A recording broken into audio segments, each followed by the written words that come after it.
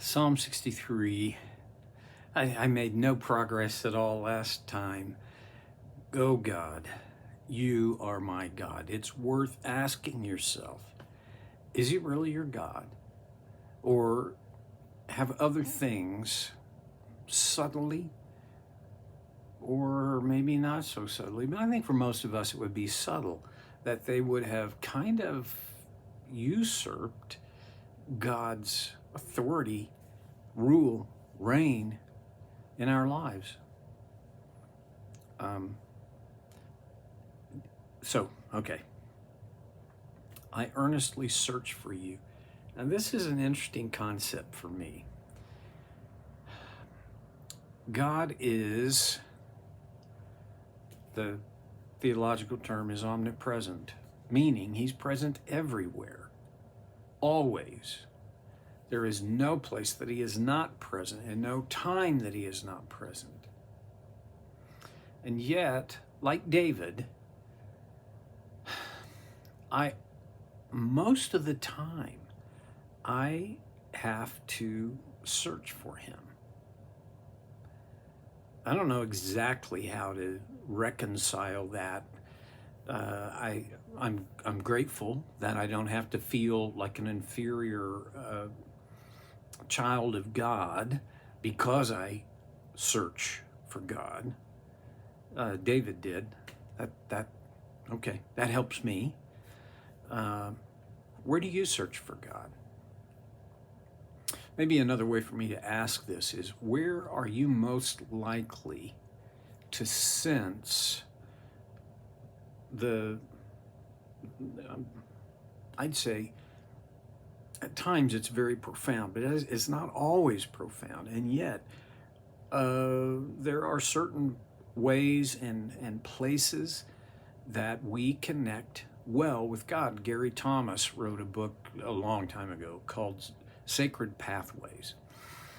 And he lists 9 ways that, and he doesn't do this as well, and this everybody fits in it, but he says here are 9 ways that people connect with God.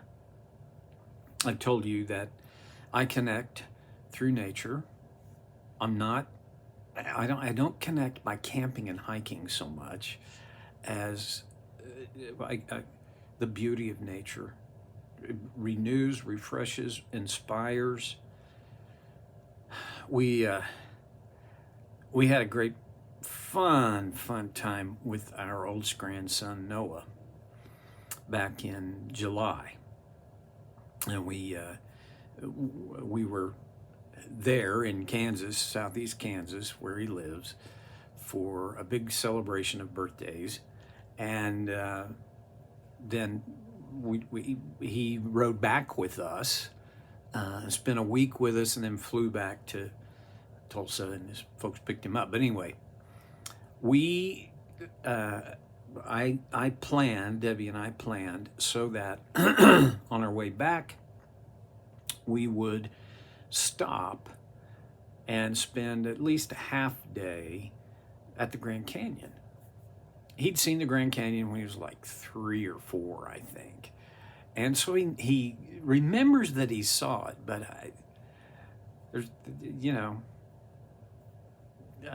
now though, at 19, the beauty was, he could appreciate it more. I think I could go every week if I had the time,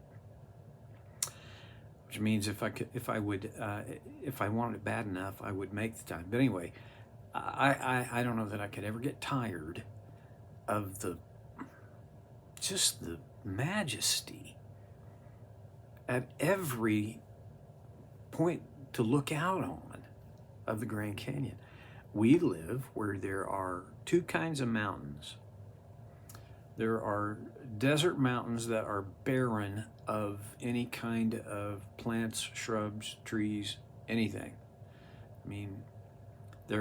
And some people say they're ugly. Not to me. They're quite beautiful. And as the sun rises, at one time I saw it, and sets, they take on all kinds of beauty in the shadows and the colors and the, well, I think one of the ways I connect with God is through at least the appreciation of the beauty of nature. It kind of renews my spirit. No, not kinda. It does. There are times when I'll drive the loop at Red Rock Canyon. If you ever get to come to Las Vegas, don't spend your time on the strip. Come, click in Red Rock Canyon on your GPS and drive out to Red Rock Canyon and slowly do the loop. It's, to me, it's indescribably beautiful. Not everybody connects to God through nature, though. There are many other ways. I told you this, I connect through good music. And one of the issues with good music is I get to decide what's good. That's just the way it is. And you get to decide what's good. I also connect with God through ideas and good writing, good authors. I am drawn to connect more and more with God through the gateway, I guess, or pathway of ideas. You ought to ponder, and I don't, you ought to, I don't mean it that way. I just mean every follower of Jesus really needs to ponder, what are the pathways that help me connect with God? We search for Him, and we have our most useful encounters with Him through certain pathways where we connect. David doesn't say, I search for you. He says, I earnestly search for you. That idea of earnestly searching for God is very powerful and very significant. There are lots of Christians who they love God, and they'll occasionally, I know this sounds like I'm judging them, but I'm my observation, and I only did it for 45 years, so I haven't seen everything, but there are a lot of Christians who they kind of search for God when it's convenient, when it's when it doesn't require so much. I mean, they generally casually search for God. Not David. Not here. I earnestly search for you. Now, I don't want to be misunderstood here. I'm not saying if you're not sweating drops of blood as you search for God, then you're not doing it earnestly. But what I am saying is you can't earnestly seek God on a casual basis. The idea of earnest, there is an emotional force. There's a driving emotional force. And it's not just emotional, because if I'm going to seek God earnestly, it's going to have to involve my rational thinking as well. All right, so much more I'm sure could be said, but that's enough with this question. Do you think, for you could seek God more earnestly than you do right now? And of course, the answer is going to be, for almost all of us, Well, yeah. And then my next question is, what would it look like for you and me to more earnestly seek God? Well, you can, pretty much fly right by that, or you may need to pause. And if you're a journaler, you may need to journal about it. If you're not a journaler, then you do need to ponder it. David says, I earnestly search for you. My soul thirsts for you. Living in the desert has given me a new, maybe not appreciation, but a new level of awareness of thirst. One of the worst things that I can do is to neglect hydration out here in the desert. It creates all kinds of problems. Dehydration, on a physical level, dehydration in its extreme forms can take your life. Spiritual dehydration is also a dangerous thing.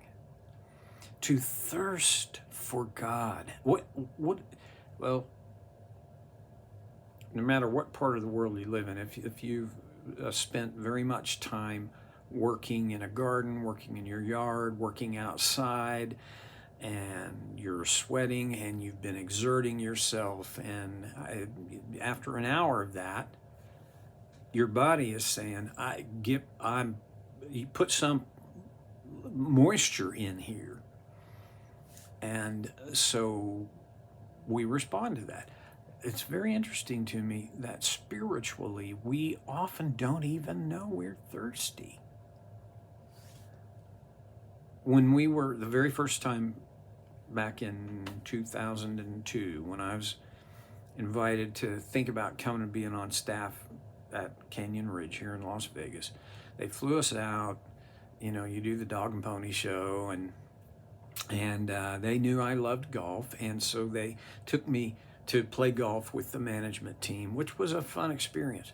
And one of the guys I was playing with, who became a really dear friend of mine through the years, I don't know, about the 10th hole, he was saying, do you need some water? Or can I? Well, no, I got a Diet Pepsi. I'm good. And he kept asking, are you sure you don't need some water? No, I'm fine. Feeling right. Well, about the 16th hole, it was like somebody just went, whoo. And all of a sudden, there was nothing in me. Nothing. I just sat in the cart and thought, well, I was dehydrated. I didn't know I was getting dehydrated.